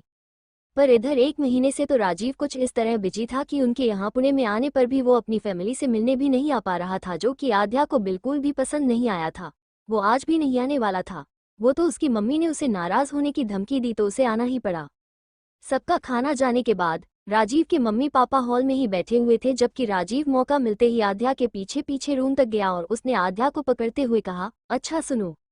तो आद्या ने गुस्से में कहा, क्या है, और मुझे बार बार छूने की कोशिश मत किया करो। इस पर राजीव ने बनावटी ढंग से कहा, ओह छूने की कोशिश मत किया करो तो किसको छूने की कोशिश करूं, मेरी लाल मिर्च? आद्या ने राजीव को दूर धकेलते हुए कहा, अपनी उस मीठी मिश्री नीता को। राजीव आद्या की बात सुन हंस दिया और उसने आद्या को कमर से पकड़कर अपने पास खींचते हुए शरारत से कहा, बट मुझे तो मीठे से ज्यादा तीखा पसंद है। ये कहते हुए राजीव ने आद्या को कुछ सोचने समझने का मौका दिए बगैर उसके हल्के उभरे लबों पर अपने लब सजा दिए। आद्या राजीव की इस हरकत पर जैसे बेजान हो गई। राजीव के होंठ धीरे धीरे उसके होठों पर कुछ हरकत कर रहे थे, मगर आद्या वो तो उसके साथ पहली बार हुए इस तरह के स्पर्श पर अपनी जगह पर जड़ हो गई। धीरे धीरे उसकी आंखें बंद हो गई थी कि तभी राजीव उससे दूर हट गया और वो होश में लौट आई। अपने आसपास देखते हुए उसने अब खुद को देख रहे राजीव से गुस्से में पूछा, ये क्या था? राजीव ने बेशर्मी से मुस्कुराते हुए कहा, मैं तो इसे किस बोलता हूँ, तुम्हारा पता नहीं। राजीव की बात सुन आद्या गुस्से से लाल हो गई और उसने गुस्से में उंगली दिखाते हुए राजीव से कुछ कहना चाहा था कि तभी राजीव की मम्मी ने उनके रूम के बाहर से ही आवाज देते हुए कहा, राजीव। ओ राजीव। उनकी आवाज सुन आद्या ने कहा, अब देखो मैं आपकी कंप्लेन करती हूँ कि आपने मेरे साथ क्या किया।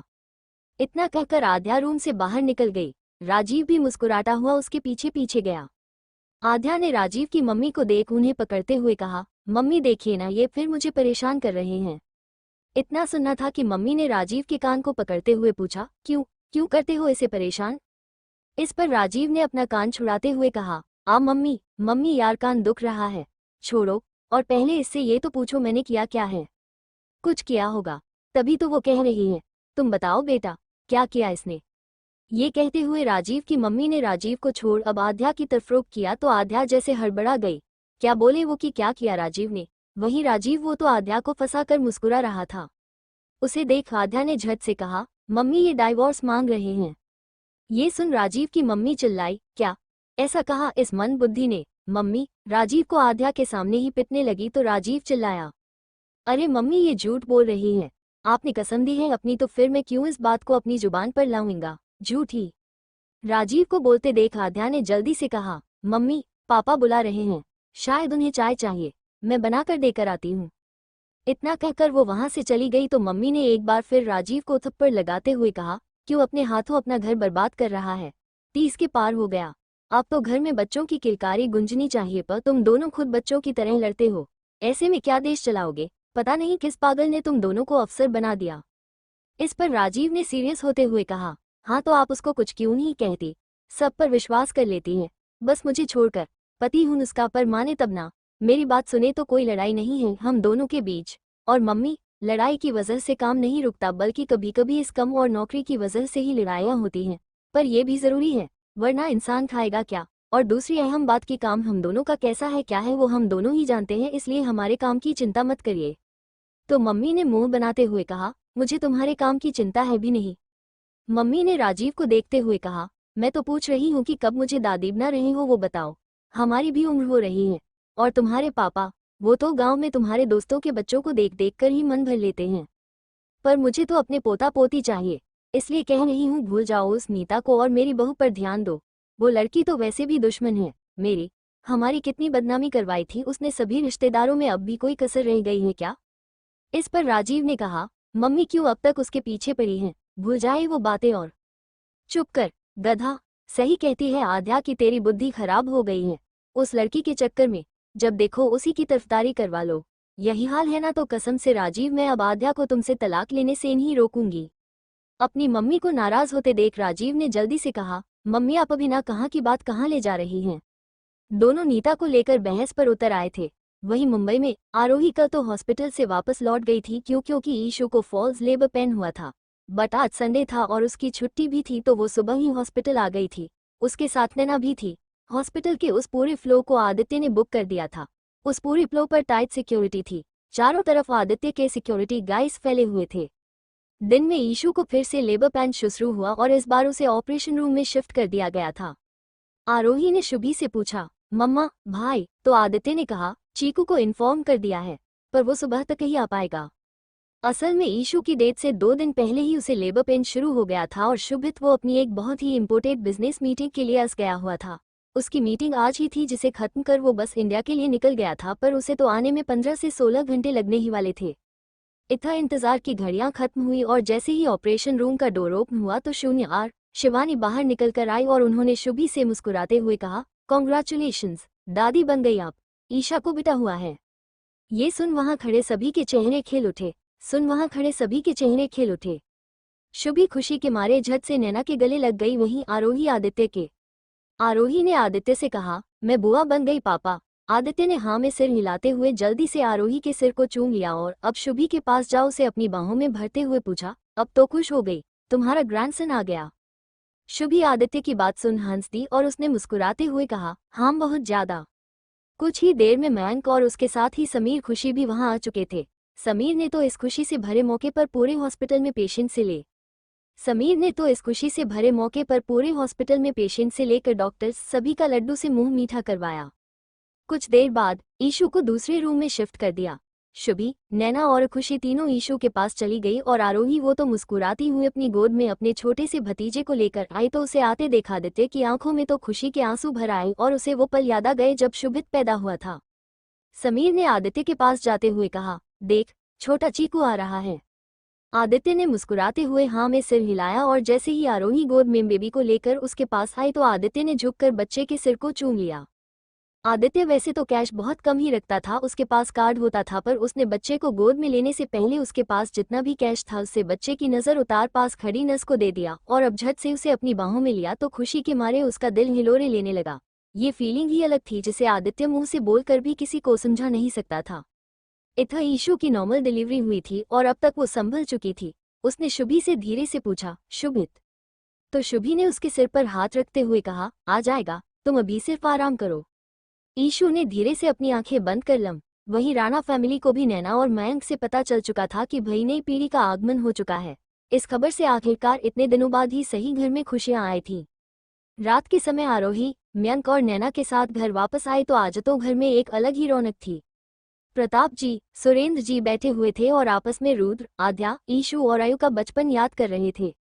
आरोही के आते ही उन्होंने उसे घेर लिया और उससे बेबी के बारे में पूछने लगे तो आरोही ने प्रताप जी से कहा, बड़े दादू, क्या बोलूं, आपने देख तो ली बेबी की फोटो। अभी तो बेबी बहुत छोटा है, आप कल खुद बेबी से मिलाना, आपको पता चल जाएगा कि किस पर गया है। अर्चना जी ने वहां आ हंसते हुए कहा, आरोही बेटा तुम जाकर फ्रेश हो जाओ, वरना इनके सवालों का जवाब देते देते तुम थक जाओगी। मयंक और नैना ये सुन मुस्कुरा दिए। वही सोनम ने नैना को बधाई दी तो वो बदले में मुस्कुरा दी। सोनम भी खुश थी पर आरोही को देख उसकी खुशी जैसे जाती रही। आज उसकी एक गलती की वजह से आरोही बिल्कुल अकेली पड़ चुकी थी। कहने को भरा पूरा परिवार था पर जीवनसाथी के बगैर ये सब भी उसके सूनेपन को नहीं भर सकता था। हालांकि आरोही उसने तो कभी सोनम को ये एहसास तक नहीं होने दिया था कि वो रुद्र के बगैर उसकी क्या हालत है, पर सोनम सब समझती थी। इधर आद्या भी सोनम की जरा नहीं सुनती थी।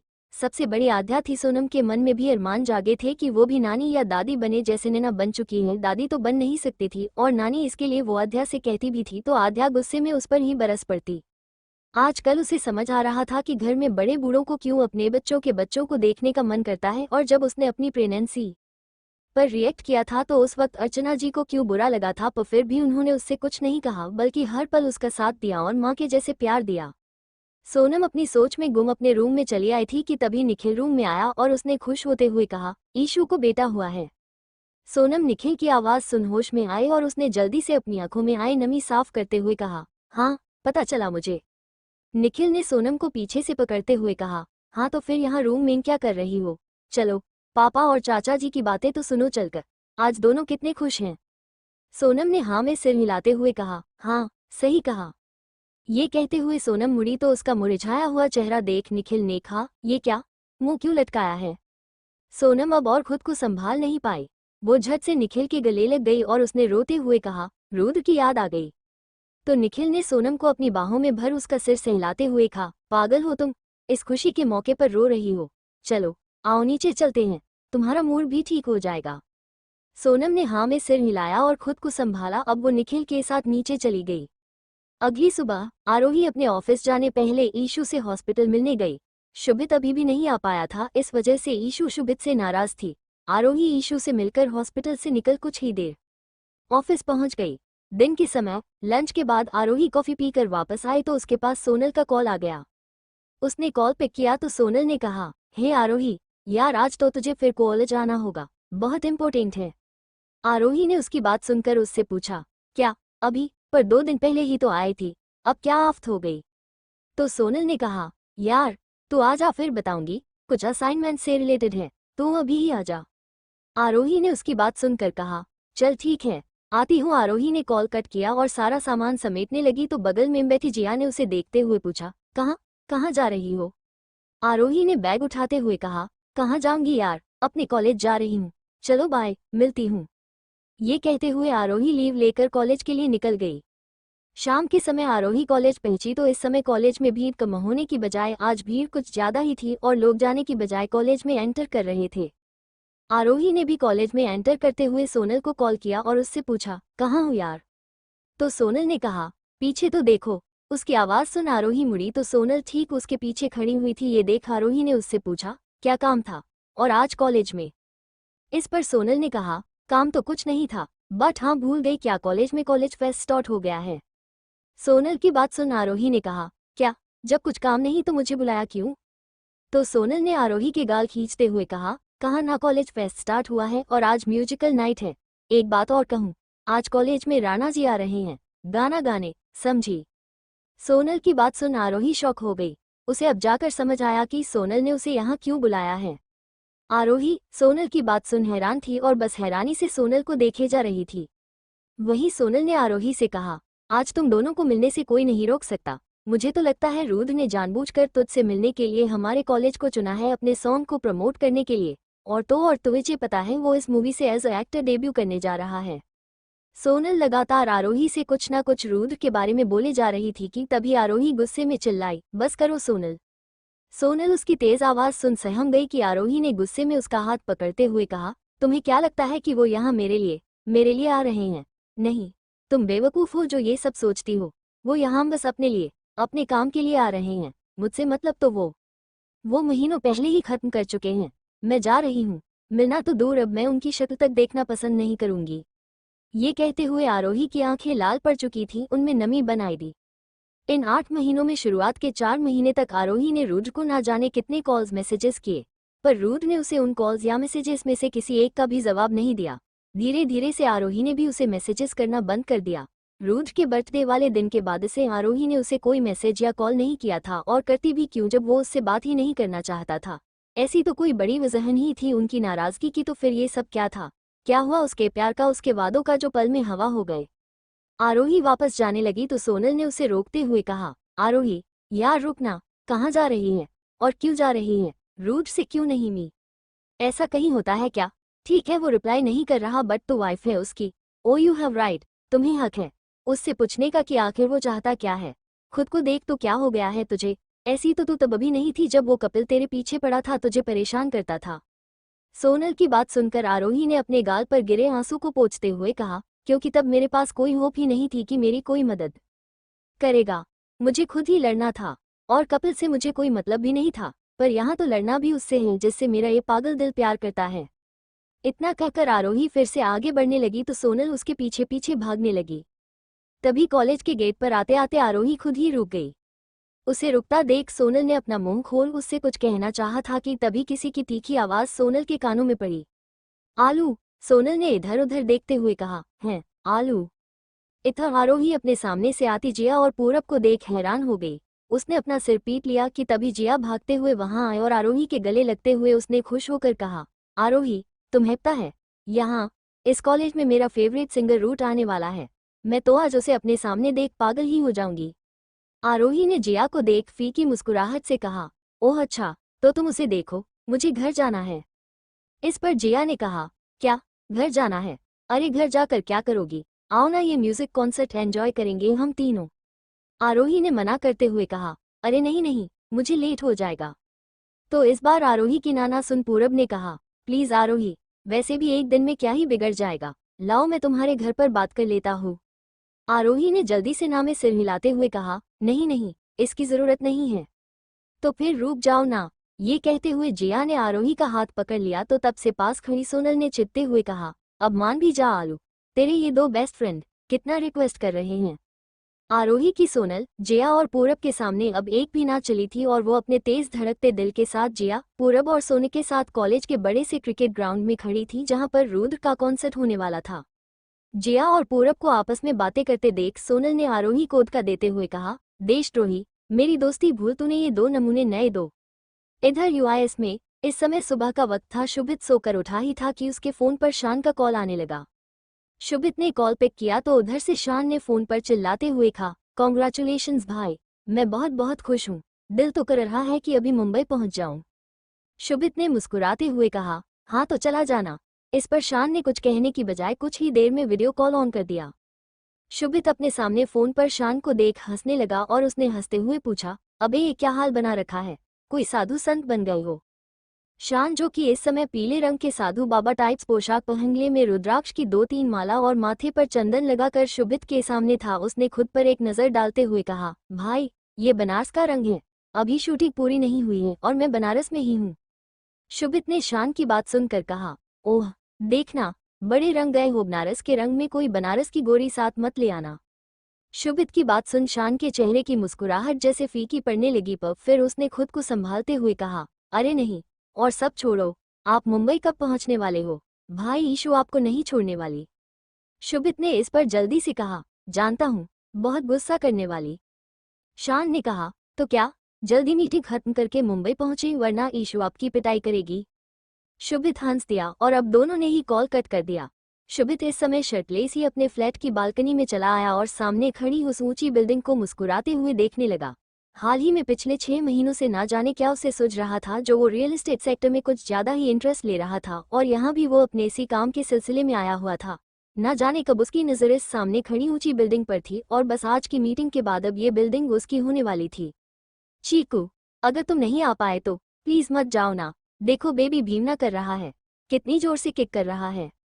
ब्लू कलर की मैक्सी ड्रेस पहने हुए ईशू अपने बड़े से बेबी बम्प को सहलाते हुए शुभित से बोल रही थी, पर शुभित इस समय अपने फोन पर बिजी था, जो कि ईशू को अच्छा नहीं लगा, इसलिए वो शुभित से रूठ कर जाने लगी। तो शुभित ने जल्दी से ईशू को पकड़ पीछे से अपनी बाहों के घेरे में लेते हुए कहा, डार्लिंग मैं यूं गया और यूं वापस लौट आऊंगा, और देखना बेबी के आने से पहले तुम्हारे पास वापस लौट आऊंगा। कहते हुए शुभित ने ईशू के फूले फूले गाल को बारी बारी से चूम लिया। तो ईशू ने पूछा, और अगर नहीं आ पाए तो? इस पर शुभित ने उसे अपनी बाहों में लिए हुए ही कहा, कैसे नहीं आऊंगा, आ जाऊंगा, अगर मीटिंग इंपॉर्टेंट नहीं होती तो मैं नहीं जाता, प्लीज समझो।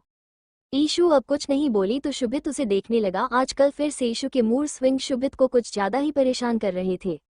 डोर बेल की आवाज सुन शुभित अपने प्रेजेंट में वापस लौट आया और अब उसने उस बिल्डिंग को देखते हुए ही अपनी आंखें बंद करते हुए कहा, सॉरी जान, कल तक, बस कल तक का इंतजार, कल शाम तक मैं तुम्हारे सामने और तुम मेरे सामने होगी। इतना कहते हुए शुभित अंदर वापस चला आया और उसने डोर ओपन किया तो सामने डोर पर उसका पीए खड़ा था। वहीं दूसरी तरफ बनारस में शाम हो चली थी।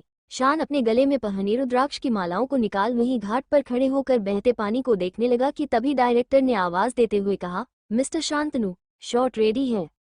शान ने अपने गले में वापस से मालाएं पहनते हुए कहा, या। शान यानी शांतनु मित्तल अब एक फेमस मॉडल बन चुका था। इसके साथ ही फिल्मों में अपना करियर आजमा रहा था। बतौर एक्टर वो डेब्यू कर चुका था, पर उसकी पहली फिल्म कुछ खास कमाल नहीं कर पाई थी, मगर इस बार वो मशहूर डायरेक्टर विनोद कपूर के साथ फिल्म कर रहा था, वो भी एडी एक्टर, यानी जल्दी ही वो लीड एक्टर के तौर पर डेब्यू करने जा रहा था। शान को वैसे भी आदित्य के बिजनेस में कोई इंटरेस्ट नहीं था, उसने अपनी राह खुद चुनी थी। इस मूवी का एक गाना रूद रिकॉर्ड करने वाला था, पर शान की वजह से अब वो इस फिल्म से नहीं जुड़ा था, क्योंकि इतने महीनों में आरोही की वजह से दोनों की दोस्ती में दर पड़ चुकी थी और इसी वजह से शान ने रूद को इस फिल्म से बाहर का रास्ता दिखा दिया था। मुंबई में शाम के 6:09 बज चुके थे, अंधेरा होने को था, इसलिए आरोही ने जिया से कहा, यार जिया, शायद वो नहीं आने वाले, हम चले। इस पर जिया ने कहा, अरे ऐसे कैसे नहीं आएगा, जरूर आएगा, थोड़ा रुको तो सही। ये कहना भर था कि लोगों की भीड़ में अचानक से ही एक शोर गूंज, रुद्र रुद्र रुद्र। ये रुद्र के फैंस थे जो कि उसके आते ही चिल्लाने लगे थे। रुद्र का नाम सुनते ही आरोही का दिल तो मानो 100 की स्पीड से ऊपर बढ़ चुका था। उसे अजीब सी घबराहट होने लगी थी और उसने इसी के चलते झट से बगल में खड़ी सोनल का हाथ पकड़ लिया, पर उसे जल्दी ही एहसास हुआ कि ये सोनल का हाथ नहीं था। आरोही ने अपना सिर घुमाकर देखा तो उसने पूरब का हाथ पकड़ा हुआ था। ये देख आरोही ने झट से हाथ छोड़ते हुए कहा, सॉरी, मुझे लगा सोनल थी। इस पर पूरब ने मुस्कुरा कर कहा, नो नीड, मुझे तो अच्छा लगा। ये सुनते ही आरोही उसे घूरने लगी तो पूरब हड़बड़ा गया कि वो क्या बोल गया। इधर तब तक रुद्र अपने बॉडीगार्ड्स के साथ स्टेज पर आ चुका था। उसके आते ही एक बार फिर तेज हूटिंग ने आरोही के कान बजा दिए और वो अब परेशान सी उस भीड़ में सामने देखने लगी तो बस देखती रह गई। रुद्र रुद्र इतने दिनों बाद उसके सामने था। ब्लैक कलर के कैजुअल टी शर्ट पैंट्स में वो कमाल लग रहा था। कुछ बदल सा गया था, लुक चेंज था। हाथों में पहना ब्रेसलेट अलग ही शाइन मार रहा था और बॉडी भी अब पहले से कई ज्यादा फिट थी। भीड़ में एक बार फिर शोर गूंज उठा। ये कॉन्सर्ट लाइव यूट्यूब पर चल रहा था और इस पर अभी से ही व्यूज तेजी से बढ़ रहे थे और यहाँ में भी इतनी भीड़ जमा हुई थी कि संभालना मुश्किल हो रहा था। कॉलेज स्टूडेंट्स के अलावा बाहर के लोगों का आना भी पास के थ्रू अलाउड था। स्टेज पर खड़े रुद्र ने अपने फैंस से हल्की फुल्की बातें कर अब कॉन्सर्ट को अपने हाल ही न्यू रिलीज सॉन्ग से शुरू किया, जो कि एक रोमांटिक सॉन्ग था। रुद्र ने माइक अपने होठों के सामने कर अपनी आंखों को बंद बंद कर गिना शुरू किया। झुकी झुकी सी नजर बेकरार है कि नहीं, दबा दबा सा सही दिल में प्यार है कि नहीं, तू अपने दिल की जवां धड़कनों को गिन के बता मेरी तरह तरह दिल बेकरार है कि नहीं। इधर रुद्र को गाता देख आरोही अपनी जगह पर जैसे जम सी गई थी। उसकी समझ से बाहर था कि वो कैसे रिएक्ट करे, क्या करे। थोड़ी देर बाद ही वो बेचैन होने लगी। वो खुद पर काबू नहीं कर पा रही थी। वो उसके बगैर कितना खुश दिख रहा है और एक वो है जो कि अब तक उसके इंतजार में बैठी हुई है। रुद्र के चेहरे पर छाई खुशी आरोही के दिल को दर्द में डूबो रही थी। जहां भीड़ उसके गानों में मस्त हो चुकी थी, वहीं आरोही वो उसके गानों को सुन एक बार फिर टूटने लगी थी। कितना दर्दनाक था उसके लिए सिर्फ वो ही जानती थी। पास होकर भी वो उससे दूर थी और रुद्र, वो शायद इसी में ही खुश था। आरोही की आंखों से आंसू बह निकले, इसलिए जल्दी से उसने अपना सिर झुका लिया। ये देख पास खड़े पूरब ने तेज आवाज में उससे पूछा, आरोही क्या हुआ। शोर शराबे में आरोही को पूरब की आवाज सुनाई भी नहीं दी थी। वो खुद को लगभग 1 घंटे से वहां संभाल कर खड़ी हुई थी, मगर अब उसके बदारिश से बाहर था, इसलिए वो पूरब को दूर धकेल जल्दी से उस भीड़ से निकलने की कोशिश करने लगी। उसे इस तरह जाते देख पूरब सब छोड़ उसके पीछे पीछे जाने लगा। वहीं जिया तो सोनल का हाथ पकड़ कॉन्सर्ट एंजॉय कर रही थी, पर क्योंकि वो अब आरोही को और तकलीफ में नहीं देख सकती थी। आखिर उसकी दोस्त थी, बोले तो बेस्टी, तो वो कैसे अपनी बेस्ट फ्रेंड को तकलीफ में देख सकती थी। वैसे सोनल तो सक्षम से कितनी ही बार रुद्र के बारे में पूछ चुकी थी कि वो क्यों आरोही के साथ ये सब कर रहा है, पर इस सवाल का जवाब सक्षम के पास भी नहीं था। सोनल रुद्र से मिलने का मौका देख रही थी और वो जैसे ही अपना कॉन्सर्ट खत्म कर अपने गाइस के साथ जाने लगा तो सोनल भीड़ से निकल उसके पास जाने की कोशिश करने लगी, पर लोगों की भीड़ और साथ ही रुद्र के साथ चलते बाउंसर्स ने सोनल को तो क्या उसकी आवाज तक को रुद्र के पास नहीं पहुंचने दिया। इधर आरोही भीड़ से निकल थोड़ा तन्हाई में आई थी कि तभी पीछे पीछे पूरब चला आया और उसने आरोही को आवाज देते हुए कहा, आरोही, हे आरोही, क्या हुआ तुम्हें, ऐसे क्यों चली आई। आरोही ने उसकी आवाज सुन अपने चेहरे पर हाथ फेरते हुए कहा, मुझे इतनी भीड़ में घबराहट महसूस हो रही थी, मैं अब घर जाना चाहती हूँ। पूरब ने आरोही को देख उसका हाथ पकड़ते हुए कहा, अच्छा ठीक है, आओ मैं तुम्हें घर छोड़ देता हूँ। इस पर आरोही ने अपना हाथ छुड़ा आगे बढ़ते हुए कहा, नहीं थैंक्स, मैं चली जाऊंगी। ये कहते हुए वो वहां से जाने लगी कि अचानक से कॉलेज के अंदर से आते शोर और भीड़ को देख आरोही रुक गई। वो साइड में खड़ी हो गई क्योंकि रुद्र अपने बॉडीगार्ड्स के साथ वहां से निकल रहा था। साइड में खड़े होने के बाद भी रुद्र के पीछे पीछे आते पैस की भीड़ से आरोही टकरा गई, पर वो गिरती उससे पहले ही जल्दी से पीछे खड़े पूरब ने उसे अपनी बाहों में भर लिया। इस हुड़दंग ने आरोही को पूरब के बेहद करीब कर दिया था, जिसके चलते वो पूरब की बाहों में थी और पूरब के होठों ने उसके सिर को छू लिया था। आरोही इस सब से अपनी जगह पर ही जड़ हो गई।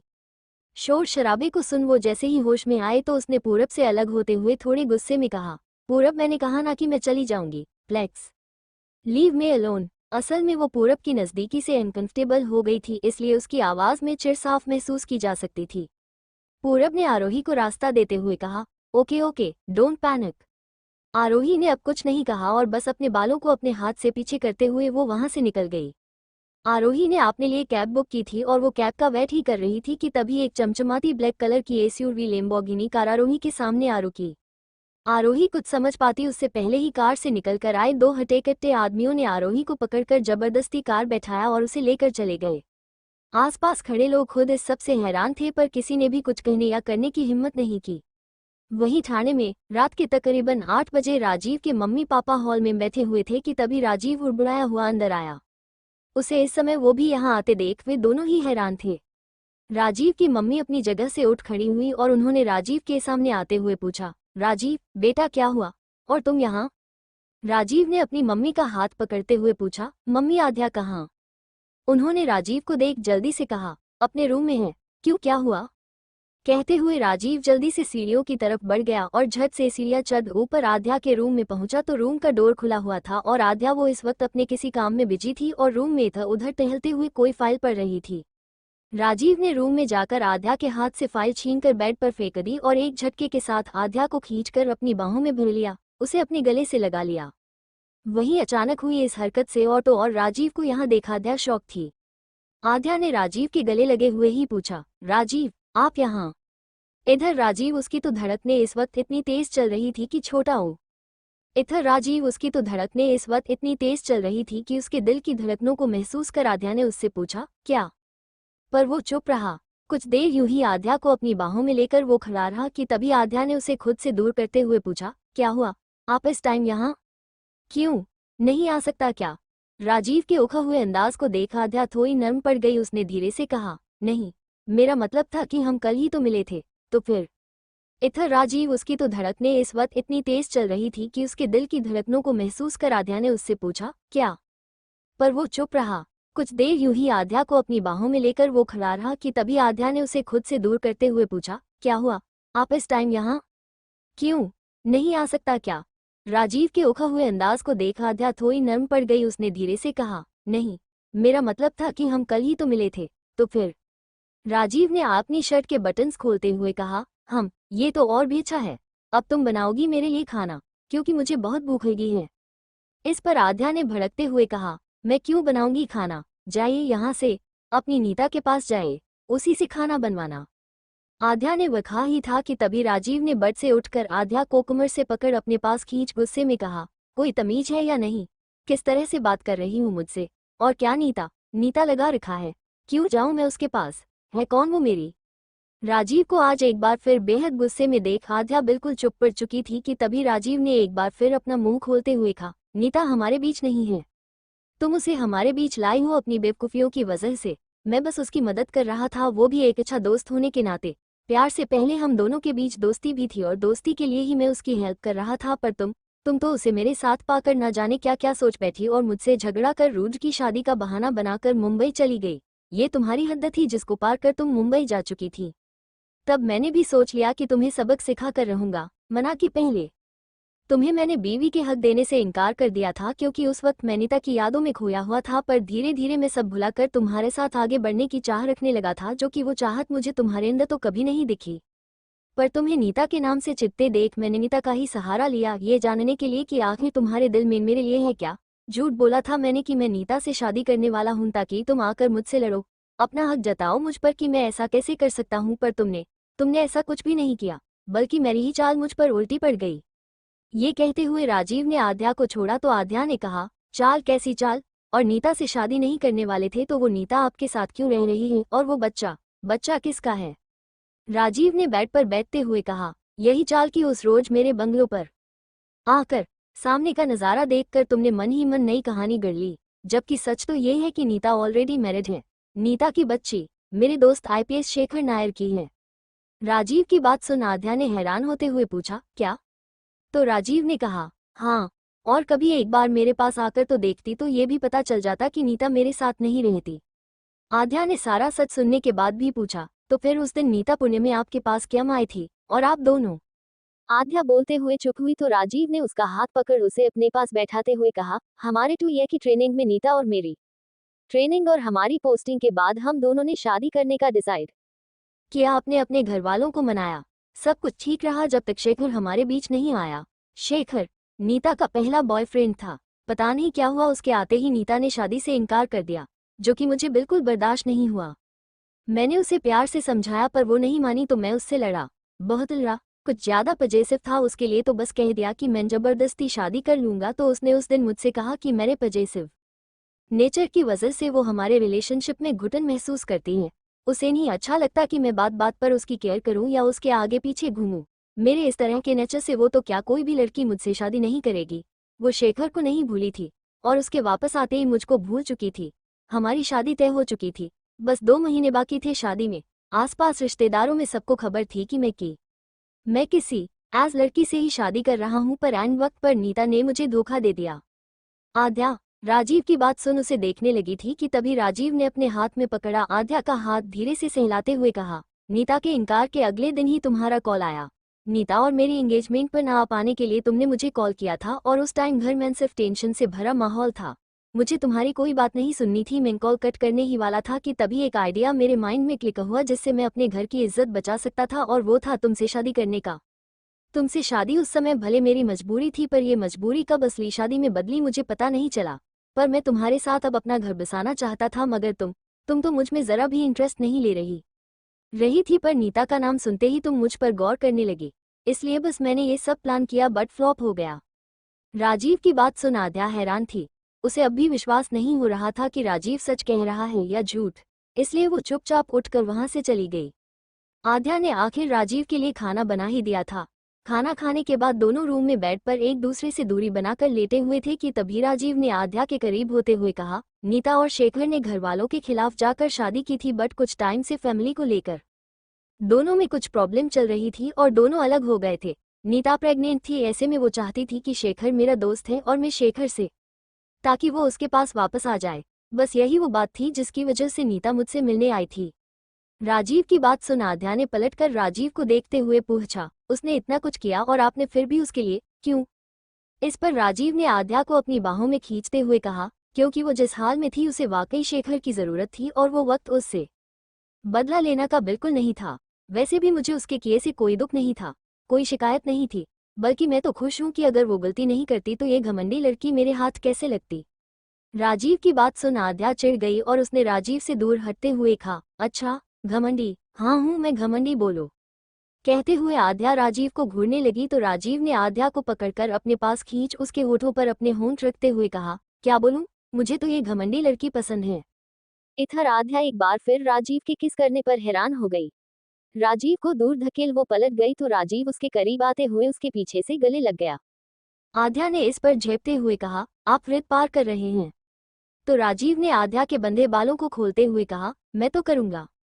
वहीं दूसरी तरफ मुंबई की एक ऊंची बिल्डिंग की बालकनी में खड़ा एक शख्स सिगरेट के गहरे कश लेते हुए अंदर उसके रूम में बेड पर लेटे आरोही को देख रहा था कि तभी उस शख्स का पीए वहां पर आया और उसने उस आदमी को देखते हुए कहा, ये क्या सर, आप फिर स्मोक कर रहे हैं? आपके लिए ये ठीक नहीं। उस आदमी ने अपने पीए की बातें सुन सिगरेट का एक और गहरा कश लिया तो पीए अब चुप हो गया कि तभी उसकी नज़र बेड पर सोई आरोही पर पड़ी तो उसने एक बार फिर उस आदमी से सवाल किया, सर ये लड़की कौन है? हेलो गाइस, अगर आपको स्टोरी पसंद दे रही है तो कमेंट, लाइक और शेयर जरूर करें। थैंक यू फॉर लिसनिंग दिल हेडफोन।